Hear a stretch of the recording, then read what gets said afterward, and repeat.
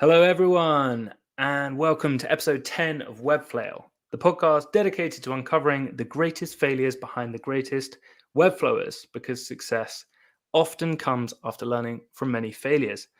I'm your host, Jack, and today I am joined with Žiga Fajfar. Oh, I don't think I said that right, did I, Žiga? Close. I got the first part, but then, okay, let me finish the intro. Co-founder of FlowOut, the Unlimited Webflow design and development subscription service. The failures Žiga will be sharing with us today will be focusing on the general market instead of a niche, fixed price projects, and being too attached to individual projects and clients. It's great to have you here, Žiga. It's great to be here. Thank you. And sorry I butchered your name on the intro there. That's very embarrassing because we just practiced it. No, nothing to worry about. Okay, but we'll get over that. So, first of all, thank you for everyone that's watching. We've got 3 people watching at the moment. Please ask some comments, leave some comments, ask some questions in the community questions bit towards the end. I'm going to ask those. So it'd be great if you had any questions for Žiga throughout this. Please put them in there. And at the end as well, if you want to follow up with me or Žiga about anything we've talked about, feel free to message us on Twitter or you can email as well. And in the footer notes, you should see our Twitter handles down there. So, Žiga, tell us a little bit about your journey before building FlowOut, a little bit about your start and how you got into Webflow. So in the beginning, right, I was a computer science student. So I studied computer science at the university here in Slovenia. At the end of I think it was in year 3 that I got my first, let's say, part-time job, student job, programming, developing, mostly front end at an agency, also here locally in Slovenia, where I then got an actual job a year later. I was there for, I think, 2 or 3 years. I think it was 2 years.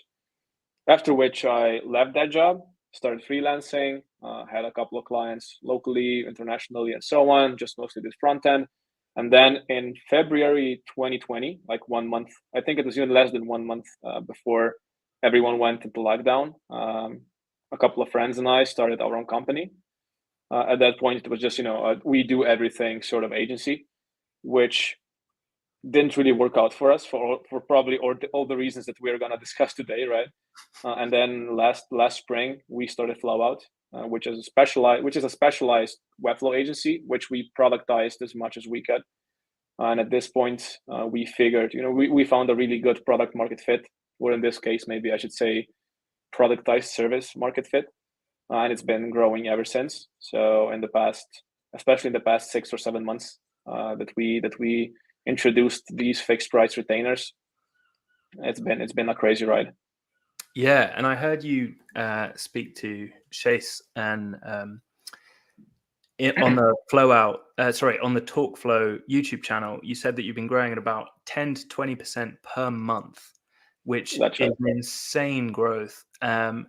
It sounds like if we were to rewind a little bit back to your first agency that you started with your friends, which didn't work out, that was just a regular like agency model where you got a client, did the work, and then you said, thanks, come back to us if you want any more help type of thing.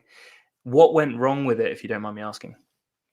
So, I mean, it's still basically the same people and the same LLC, right? So it's still the same company, but a different brand and a different product that we're offering. But yeah, generally what we did there, so we went in this typical fashion of offering fixed priced projects, working on them, development, design. It's hard to put a price on creativity. It's hard to put a price on a project that is maybe perfectly scoped, right? If there's any features that you add additionally that weren't maybe in the original offer, you have to re-estimate everything, rebuild everything. There's always the cash flow problem that no one seems to solve with such a model. You got to have a lot of capital in the back to power you forward for all the months that maybe you're not gonna invoice anyone for enough money. So that's always that was kind of the biggest struggle. So there was a month that you have when you have a lot of money on your account, but then 2 months later you're basically broke. So but you do have projects that are up for completion, and then you're going to have some cash again and so on. So this is kind of the model that we didn't want to do anymore, because it was super stressful and it wasn't really scalable at all. So at that point, we started thinking what we can do. I remember seeing Design Joy and maybe some other competitive sites. Luca was the one first mentioning that, and we basically went on with trying to do the same thing but for Webflow. So we said, okay, let's offer unlimited retainers. Let's have a fixed price offer. Let's tell everyone totally openly and transparently what they're gonna get and how much it's gonna cost. And then let's experiment with the price. If we see that people sign up for this price, let's maybe raise it up a bit and so on. And ever since February, when we introduced this business model, we've been growing basically 2 digits month to month, every single month. Yeah. Last month, I believe in August, it was, I think, 23.5% in growth in revenue. That is insane growth. And I'm sure it comes with its own challenges. I feel like we're jumping ahead into the failures now. Sorry, I'm too keen to just get into these juicy questions. So maybe we should jump right in to these failures, because I feel like this is maybe related to your first agency. So the first failure that you wanted to talk about, tell me about failure number 1, focusing on the general market instead of a niche.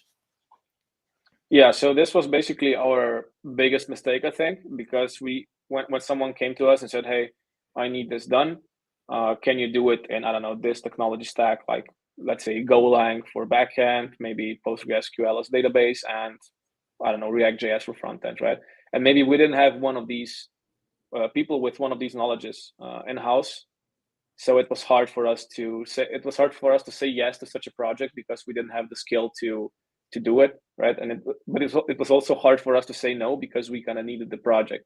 And this went on and on and on, because we didn't even specialize in any sense. So we didn't search for specific niches of customers, be it, I don't know, SaaS startups, or be it, I don't know, grocery sellers, whatever. It can be anything basically. So we really went wide in the beginning, which I think was a failure, but it was maybe a mistake, because we did learn a lot from it. And many of the things that we do now, eventually even specializing in specific market niches that we target for our clients, and also targeting a specific technology like Webflow, right? Both are very specific niches for this market. And this is kind of how we came to it.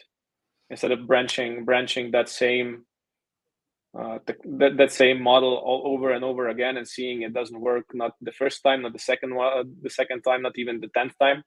At that point, we kind of decided to switch it over and try to go really focused into something. And a lot of the people that are watching now might not necessarily have team. I mean, you've got a team of 15 people, don't you, currently? That's right. Yeah, 15 full-time people. Okay, so I mean, the scale and the amount of learning that you've got is probably on another level to a lot of the people that are watching right now. If someone was starting out in Webflow, they might be in their first 2 or 3 years doing Webflow projects. Do you think that they should niche in a particular category, or you talked about niching to just offering Webflow as the platform that you build on? How do you think someone that might be a freelancer should approach niching, if they should at all? First of all, yeah, I think it's a good thing to niche also for the market that you're targeting. It doesn't have to be SaaS startups. It can be anything, really. Just try to focus on that one niche and see if that one works. Then you can branch out to the second one, the third one, after you contact everyone in the first one, for example, right? But it's good to have a focus even in this space, because once you see that, for example, I don't know, grocery stores use Webflow a lot, which means that they're probably gonna need your service. And at that point, you can start offering them your service, and you have basically a market that buys it, right? It doesn't have to be Webflow. It can be Shopify. It can be anything, really. But Webflow is very convenient because it's easier to estimate than maybe custom development is. There's less things to go wrong, less things to underestimate, and less things to overestimate at the same time. So it's easier to know how much it's gonna cost. But at that point, once you get enough work, you gotta just go through it, maybe hire some people and so on, and see how it goes. But definitely, I'd say it's important to have a specific tech stack, be it Webflow or anything else, and also a very specific niche that you're targeting. It doesn't have to be one niche; it can be one after another. But just to test niche by niche which one actually needs your service. And would you recommend saying, I'm a Webflow developer, and then changing your website for the copy to all target that specific niche, for, headers to all target that specific SEO keyword for that niche? Like, would you advise changing kind of your whole everything? Like, your brand identity, your website, your copy, each time you iterate on that niche? Because sometimes people might go head over biscuit for a niche. They might be like, I design Webflow websites for builders or whatever. And it's like, oh shit, builders don't want a Webflow website. So now I've got to change everything. Do you see what I'm asking? Do you think you should explore the niche 110% and change everything before iterating? So copy-wise, I think we have a very general website. So once you get to our websites, you won't see it's very nichey, right? So except for the logos and the testimonials that are mostly from, let's say, SaaS companies, SaaS startups in the US, there's no other indicators, right? We did try a Web3 landing page to try to target Web3 companies. We didn't have any success with that yet, but we didn't really push that hard also. It's more of an SEO thing. But generally, it's more of, try contacting these people and telling you, hey, we are a Webflow agency. We noticed your website is built on Webflow. Do you need some help? Here's our website and so on. It doesn't have to be, your copy doesn't have to be targeted at that niche necessarily, but it is good to have like some examples from the niche that you're targeting. So if you, for example, are targeting, like I said, Web3 companies, it's good to have maybe a couple of Web3 websites in your portfolio to gain more cred. It's just because in the same niche, usually the content and requirements are very similar. There's not that much difference and variation as one might think.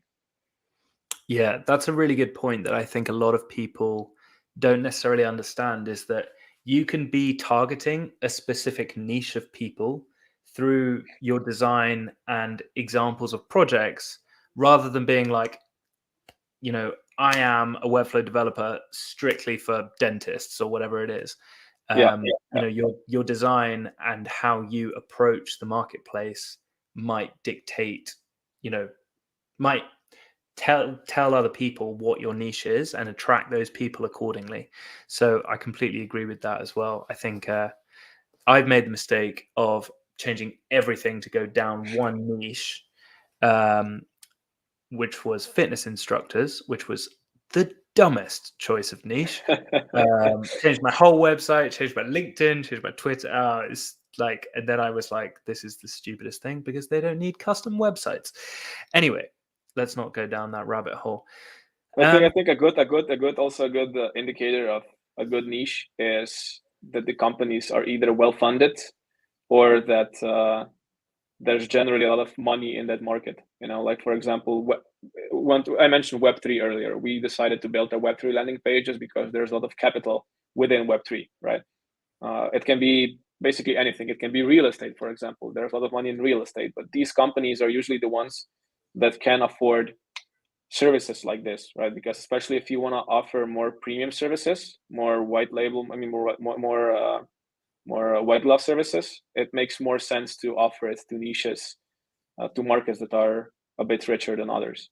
A fitness trainer, a gym trainer might not be as wealthy to pay you $5,000 per month, for example, for a website, while a huge real estate startup that has $50 million in Series A or Series B funding, they do have the money, and it's just a small expense for them. So it's nice to put it also in a perspective to see how your pricing fits within the lifestyle of the business that you're targeting.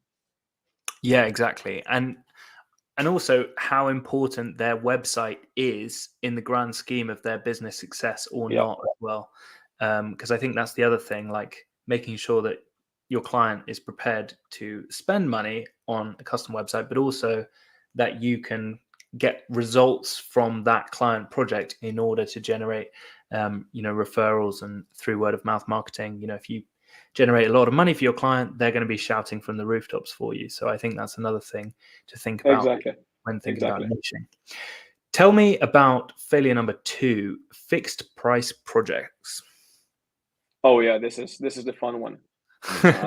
Yeah, so most agencies still do this. I noticed that there's a big problem with fixed price projects. It's that you usually charge 50% upfront and 50% at the end, or based on some milestones, like, I don't know, once the design is completed, you charge one part, then once the development begins, you charge another part, and so on. But we never really found this to work, just because, it's in between. So some projects might take months before being completed, and often not because of you as a designer or developer, often because the client doesn't send you the content, for example. This is something that happens always, even with retainers. It happens always. And you can't even, once the content comes, there are maybe changes, there are some additional costs that happen, and so on. And before you know it, 6 months passed since you issued your last invoice to that company. And at the end of the day, in 6 months, you made, let's say, I don't know, $20,000, for example. If you have some employees, that's not nearly enough to keep the company afloat, right? So with retainers, you solve this issue because you have cash flow month by month, and the longer a project takes, the more subscriptions your client's gonna pay, basically. And we also, even the hourly packages and the retainers, of course, that you can buy on FlowOut, both are prepaid options. So when you subscribe to a retainer, you pay today for the next 30 days. With the hourly packages, you can buy 50 hours today and then use them up. So it's always prepaid. We get cash up front, and then the client can basically have access to our services. And it's not vice versa, right? Because with fixed price projects, first of all, it's really impossible to accurately estimate everything. Things just happen, things change. There are always some features, some details that no one ever thinks about, not you or the client, and it's totally normal. No one thinks of everything, obviously. But with retainers, we solve this issue completely. Okay, so again, there might be like freelancers watching this, there might not be agency owners. Do you think that people that are offering fixed price projects should think about offering some kind of subscription or retainer based model?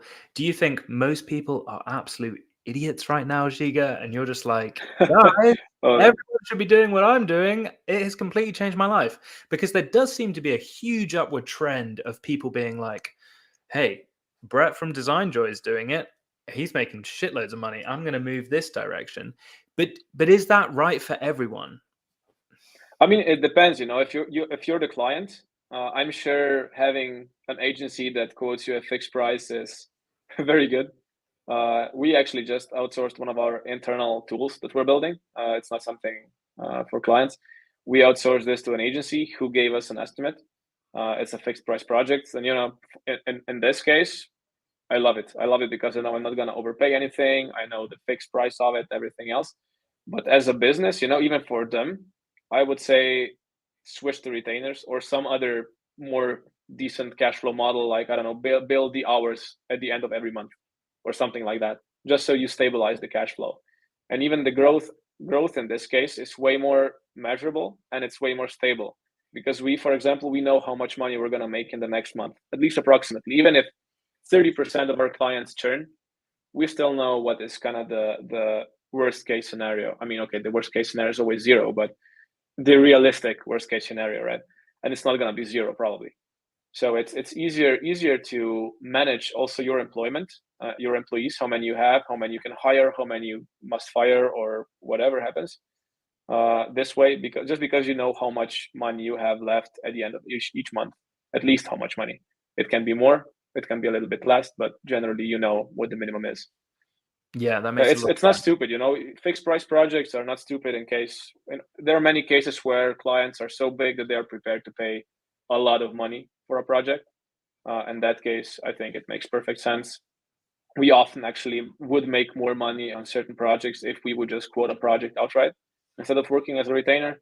But those are in the minority for sure.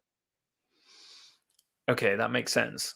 So if I'm hearing you right, what you're saying is that if you're an agency owner where, you've got employees, cash flow is really, really important that you make enough to at least pay your employees. You would argue that an agency should think about the subscription model, maybe more so than just a freelancer who maybe is like taking the odd project here and there, maybe has a good month, maybe has a bad month, but they're not as drastically relying on cash flow being good to pay employees. I think in both cases it should be a goal to have at least a certain amount of money on a subscription basis. It doesn't have to be all of it. It can be, I don't know, 20-30%, enough to pay half the salaries in a company, maybe enough to pay rent for a freelancer. Just so you have a couple of stable contracts that you're probably not going to lose anytime soon, and that they bring you enough money to keep the business afloat. Everything else is basically just a good extra. That's kind of why we're still offering the hourly packages. They, percentage wise, I think they are way below retainers. We make most of our money with retainers, but there is still like 20 or 30% additional revenue that we make by selling hourly packages, which at the end of the day is a lot of money that would otherwise be left on the table. And it still, it still makes sense for us to do it because it's prepaid and every single hour is billable. But if there's, if there is an offer in between, like typically agencies put out an estimate, put out like I don't know, tech specs and so on. They try to specify everything that's going to go on. In those cases, I think it's pretty hard to be as accurate as if you charge either by effective hours or a retainer. Okay, then. Okay, that's really interesting. And for freelancers that might be starting out in Webflow, obviously you've gone down the agency route, and there might be freelancers that are like, you know what, I actually prefer working for myself, or maybe I only want to hire other contractors, depending on if there's a big project or not. Talk to me about why you initially seem to have focused on agency, like setting up an agency, rather than maybe just being like a really successful solo freelancer. So this is kind of the problem I also think Brett is facing with Design Joy, because when you're alone, you can't sell your business as easily. I'm not sure many people are prepared to pay as much for a freelancing business, if anything at all, than they are when buying a company. So when you're building an agency, at some point you try to remove yourself completely from everything operational.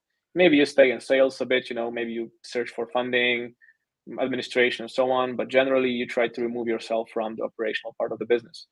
And the business itself can be sold, you can exit it, you can work in it, you can have a job. Basically, you provide a bit more value to more people and to the business itself than if you are a freelancer. So as a freelancer, you can scale indefinitely. You can't scale with hiring new people because then you're not a freelancer anymore, basically. So in this case, I think all of us, if it were just us three, right, we could make a decent amount of money. We could have each could have like a 5-figure monthly salary for sure. But we wouldn't have an asset that would be easily sellable like it is now, for example. And at some point, when you make like $2 or $3 million in annual recurring revenue, that's a business that's worth a couple of million. And it's hard to earn a couple of million just by being a freelancer. It will take a lot more time, really, and it won't be ever sellable. So you can just basically close your business down once you earn enough money, and that's it. Yeah, that makes a lot of sense. But I guess it just depends what your ultimate aim is. If I'm hearing you right, it's like, do you want to remove yourself from the business and potentially, build something over years and years to kind of cash out at the end, if that's how you choose to go? Or, are you just wanting to work one-on-one with clients? And maybe there are freelancers like that. So it just depends on maybe what your ultimate goal is to decide how you, decide your future, whether you want to be a solopreneur as a freelancer or build an agency. So one thing is basically building your personal brand, and the other one is building an asset, like a totally detached asset. which is kind of what building any company is, even an agency. Yeah, that makes a lot of sense. Tell me about failure number 3, being too attached to individual projects and clients. Oh yeah, so until recently, I did most of the project management with our company. I think until July, actually. 1st of July is when we hired our first PM full time. And when you are the founder and also the project manager, you kind of get attached to every single client because you kind of sold everything to them. You brought them in, right? And now you are working with them basically on a daily basis, and you really try hard to put out your best image, to never fail at anything, to always deliver, always over deliver, and so on, which honestly isn't really healthy. It can burn you out, and at some point with certain clients, when you really get along, you kind of get attached to that project, and it's hard to hand it over to a new project manager or to someone else at some point. And I found this to be actually a bit more challenging than I first expected. But at some point, I just said, okay, screw this. I'm just gonna remove myself as much as possible. If there's a sales issue or if there's something to upsell, sure, Luca and I can jump in. But otherwise, everything operations wise, let's hand it over to someone else, because it will be way healthier for both the company and for the client's success at the end of the story. Just because as a founder, you really do get attached to certain projects, not really certain ones, actually to all of them, because all are equally important. And with all, you see, okay, if I screw this one up and if they maybe churn, it's going to be my fault, and it's also, it's not just my business, there's 3 of us and so on. And yeah, it's a bit emotional at sometimes. So how did you go about detaching your emotions from these client projects? So honestly, at some point we had so many clients that it was kind of impossible to be attached. You can only be attached to this many people, I think, and at some point, you just say it doesn't work this way anymore, and try to hand it over to someone else. And Gregor, who's our new PM, he's doing a wonderful job. I really like what he's doing. You got to trust someone also to be able to take care of your clients, to not lose them, and so on.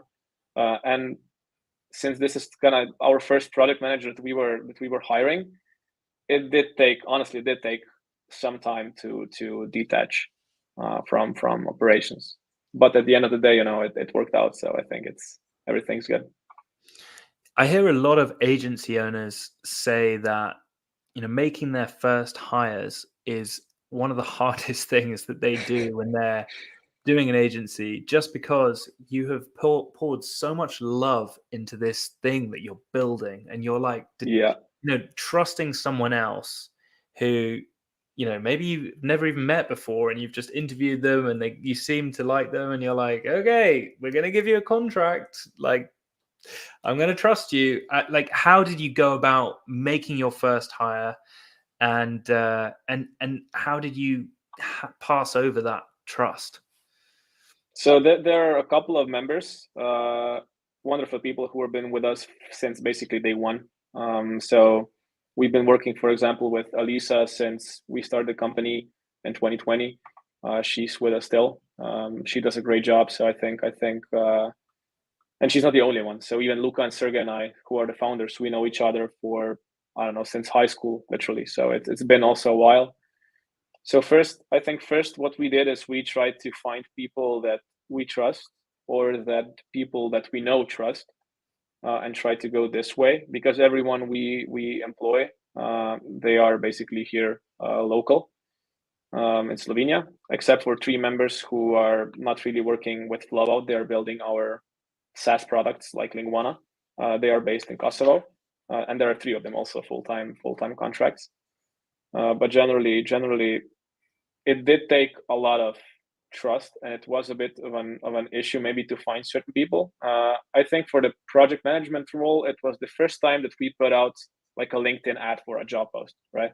So everyone else that we hired was literally recommended somewhere, or we found them via some mutual connection on LinkedIn or something like that. But for the project manager role, we did put out an ad. But at the end of the day, we still hired someone that we knew someone who worked with them in the past who said, yeah, they're good. So it's, it's a small country here, so it's maybe a bit easier to find people, or at least someone who knows them.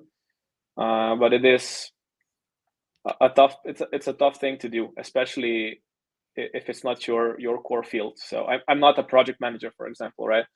I don't think I'm bad at it, but I'm sure there are people that are better than I am. So it was easy for me to hire new developers, for example, but it was a bit harder to search for new project managers, for sure. And when was the moment when you were like, okay, we need to hire a project manager? Was there just too much work and just too many clients to handle? Yeah, there was that. And also at some point in the future, it does make sense for us as founders to be operationally involved in the company. We really try to detach ourselves from that stuff, from that area. At the end of the day, maybe in 2 years or 3 years, we might exit the company, and maybe we just don't wanna. We wanna add value somewhere else right now, like Linguana, for example, that we're building, which is a SaaS product, right? And there's also these things also take focus and they take time. And this way, you can't really be involved in everything. Yeah. And did you decide, I don't want to be part of the operations in order to focus more on Linguana and other things you're building? Can you tell us a little bit more about Linguana and what else you're building as well? Yeah, I mean, next to that, also more focused on sales and marketing and so on. So it's not just that, but before it was really hard to even focus on sales as much as we can do now, because I had to be, for example, more involved in the company and operations. But yeah, Linguana is a software as a service product, so it's a SaaS product for Webflow. It's kind of like a Webflow extension for multi-language. So it's like Weglot. It's very similar to Weglot in the sense of what it offers, but it's quite a bit more complex in the way it works and what it actually does. And cheaper than Weglot, maybe? It is cheaper. It's a lot cheaper. Yes. Everyone can celebrate from their computer screens. Okay, great. This is good to hear. It's a lot cheaper. This is good because Weglot is quite expensive for clients. Although it is a good product. So we've covered the failures. Sorry, that's my neighbor's dog. I'm just going to shut the window. 1 second. No problem.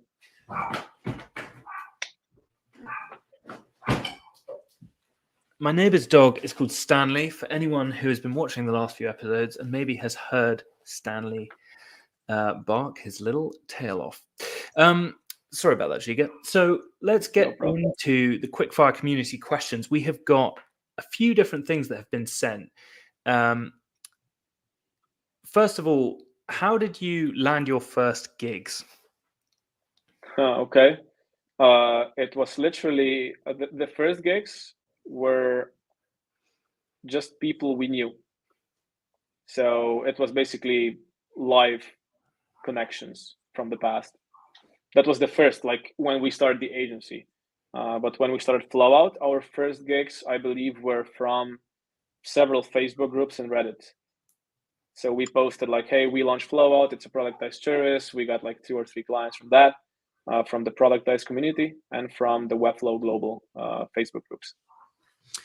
And I saw Peter the other day talk about writing a lot of content.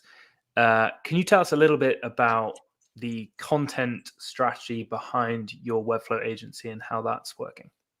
So we only started this, I think, a couple of months ago for real. So we did have a couple of blog posts, but that was nothing serious until we decided earlier this year to start working on SEO, working on content marketing, social media, and so on.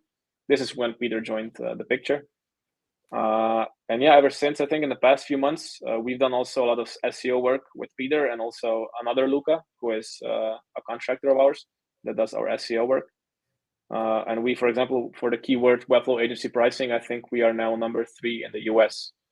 We also have an advertising agency and a cold outreach agency, both of which basically gives us a constant inflow of leads. And this is so we were looking for a stable funnel of leads for quite a while.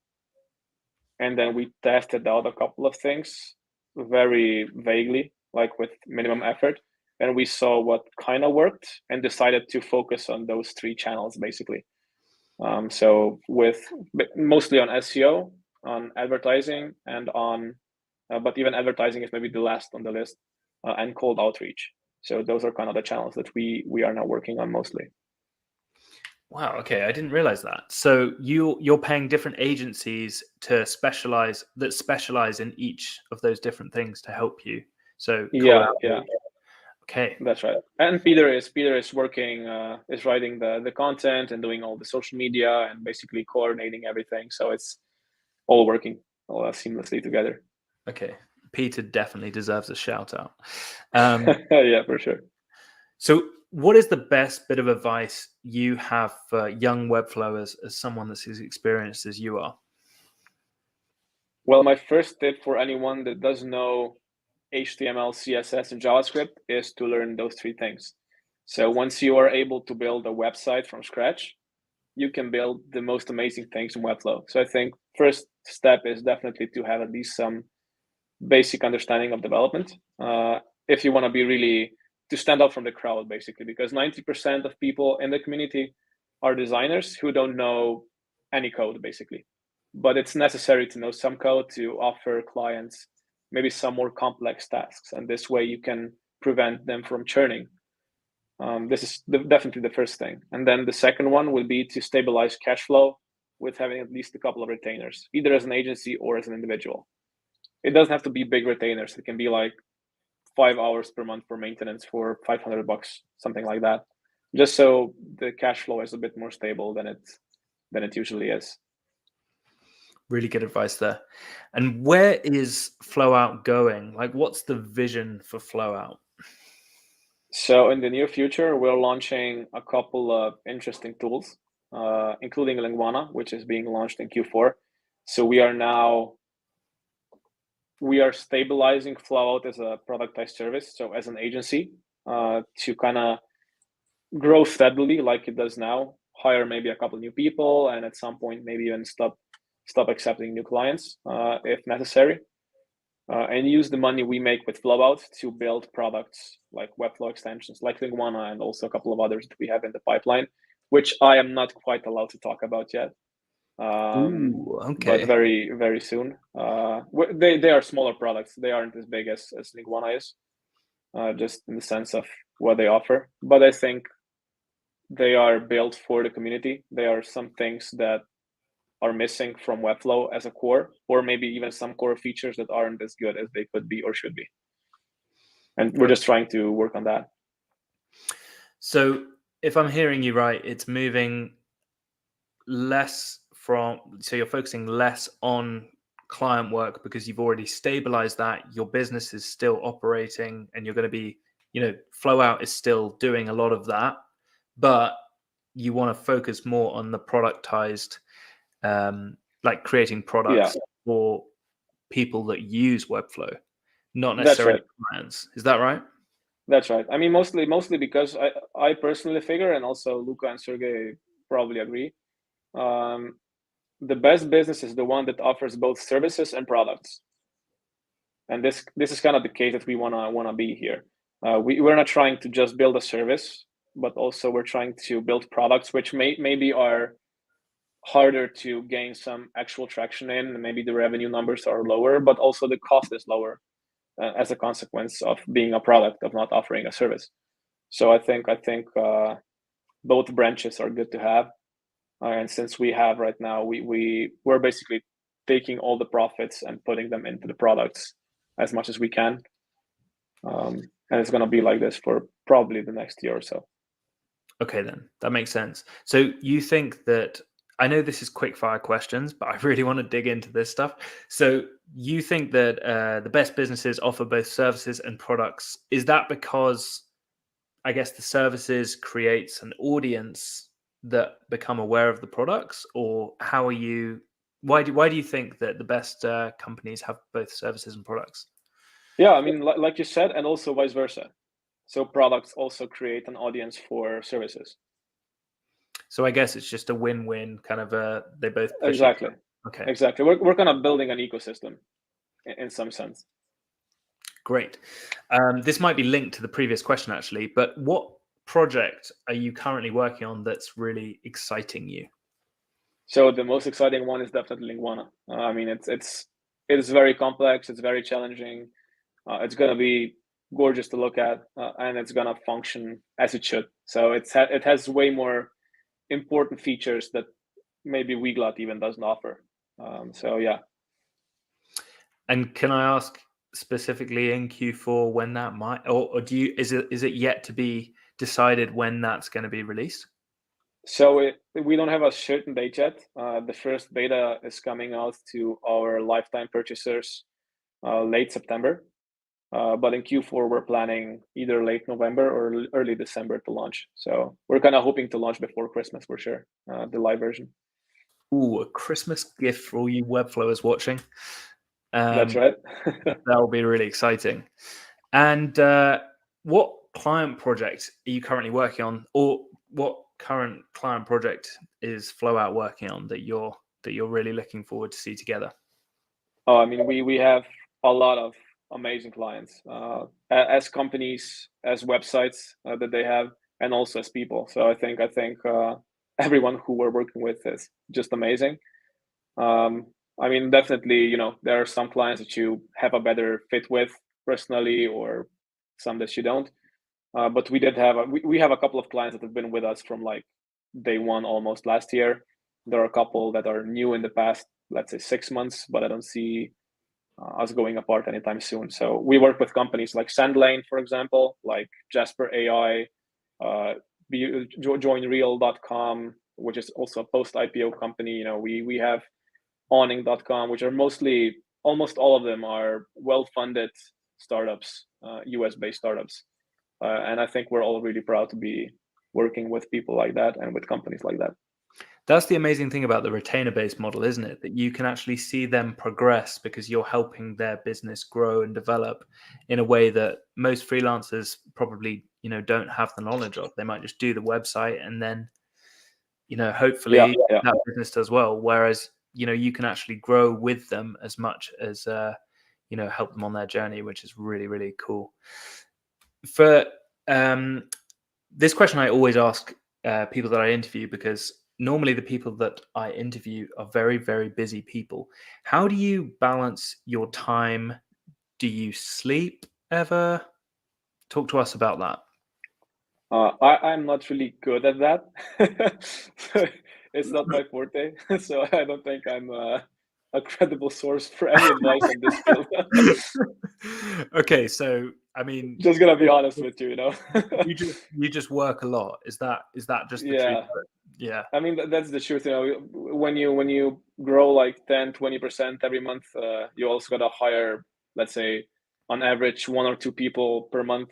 You gotta work, you gotta sell new stuff, you gotta sell to new clients. You're also working on a couple of projects, a couple of products in between. It gets busy.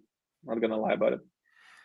But I mean, okay, how do you manage your mental health? Because surely, if people are asking you for stuff and you're trying to run here and then take this call and then do this project, do you not need some Žiga time?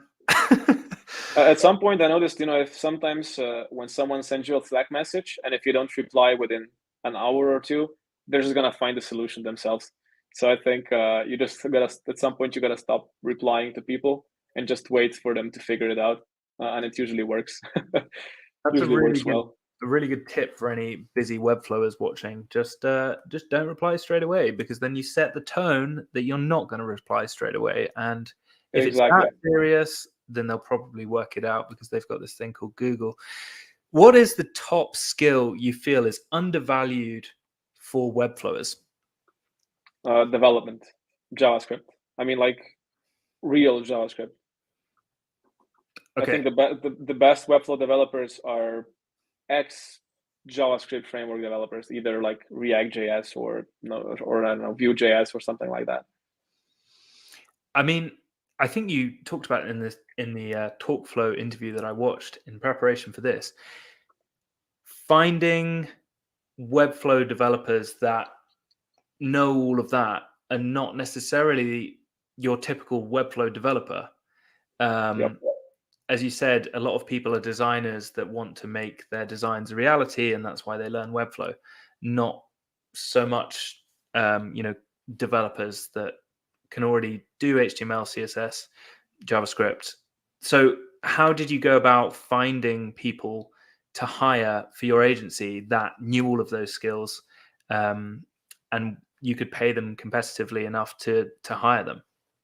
So we usually hire front-end developers, as in software engineers, basically front-end engineers, and designers separately. So we don't consider them being the same type of people. So designers do design and developers develop it.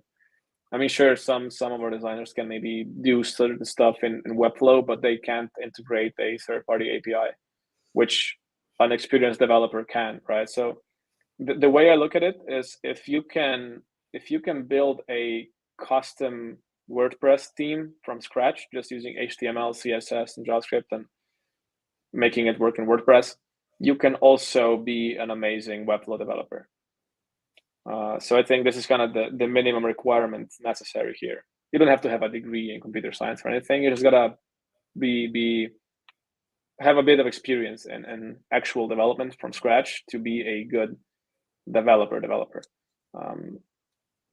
A designer can build a site, so a designer can build a Webflow site easily.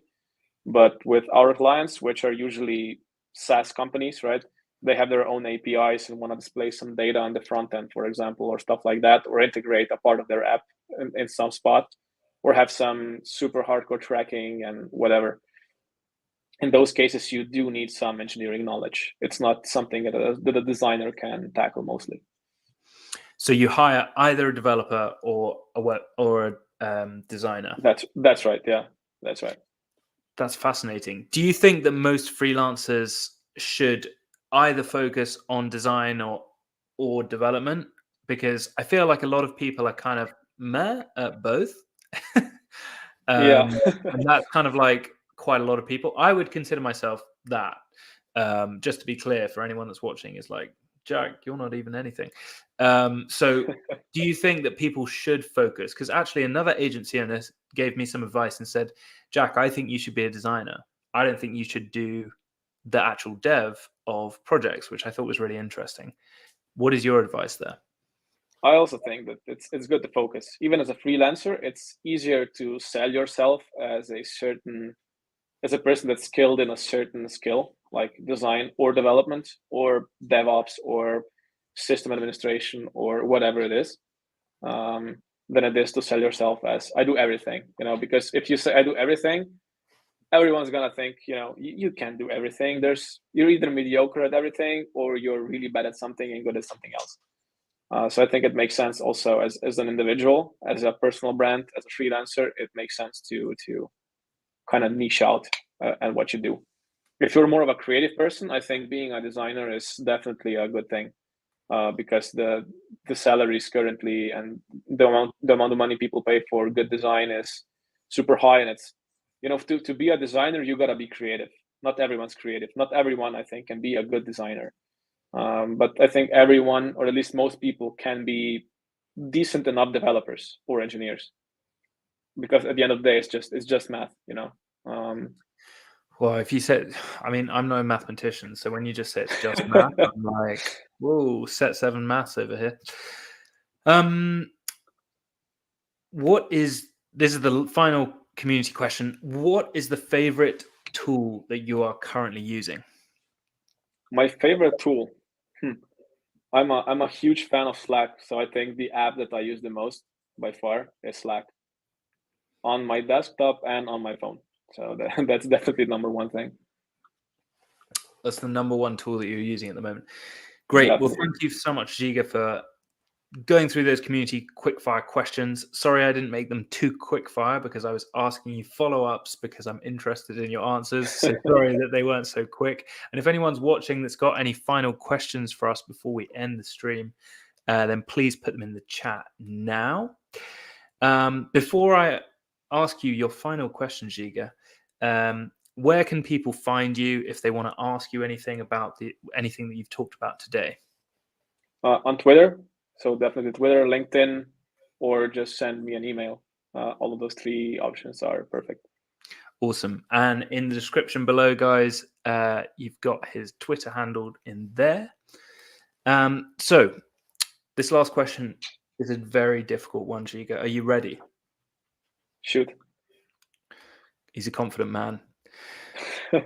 What is your next failure going to be?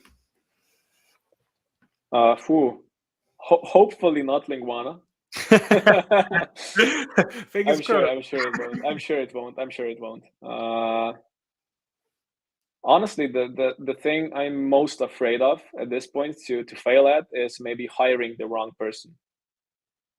It's a small company, there's 15 of us basically, it's every person that comes in gets noticed. People talk, and if there's someone that maybe might not fit in the culture, doesn't like our way of work, our way of communication, it could be bad also for the other 15 people, just because of the 16th one or the 17th one or the 18th one and so on. This is kind of my biggest fear. It's been for a while. Actually, every time we hire someone, my biggest fear is that they won't fit in. But it's way easier to give someone a contract than it is to fire a person, right? Just this. Yeah, that makes sense. Tobias Livesey in the chat says, "Don't hire me, I'm rubbish." Strange thing to write there, Toby. But I'm sure you won't make that failure to hire decision. I mean, you've got 15 people that sound like they're really enjoying working there. I happen to know that you pay them a great salary, and it seems like a really great company, FlowOut. So I doubt that is going to happen. Hope so. But if it does happen, I'd love you to come back on this podcast and talk about that failure if you're willing. For sure. but it won't happen. We'll be absolutely fine. Žiga, you've been an absolute pleasure to talk to. Thank you for everyone watching. I really appreciate the support for Webflow. Sign up to the newsletter if you want to hear about freelancer news. Every single week I write an article. I obviously put in this podcast. I send you 3 inspirational websites and 3 Webflow jobs. So definitely look at that. Follow Žiga and FlowOut on Twitter. FlowOut has its own Twitter handle as well. In fact, I'll put that in the chat right now before you guys go. And thank you so much for joining me. Žiga, do you have any final words for anyone watching? That's the harder. That's actually the harder question. Go and get Linguana when it's out, guys. That's maybe that's right. That's a good one. Subscribe to FlowOut. It's just $3,500 per month. Okay, guys, drop the cash now. But thank you so much, Žiga. It's been an honor chatting to you. And likewise. Next episode, we'll be talking to Kayla, who's a Webflow designer based in the US. And we're going to be doing that on the 15th of September. There's not going to be an episode next week. So if you tune in, I won't be here. Appreciate you all for coming. Thanks, Žiga, and see you in a couple of weeks' time. Bye, everyone. Bye-bye.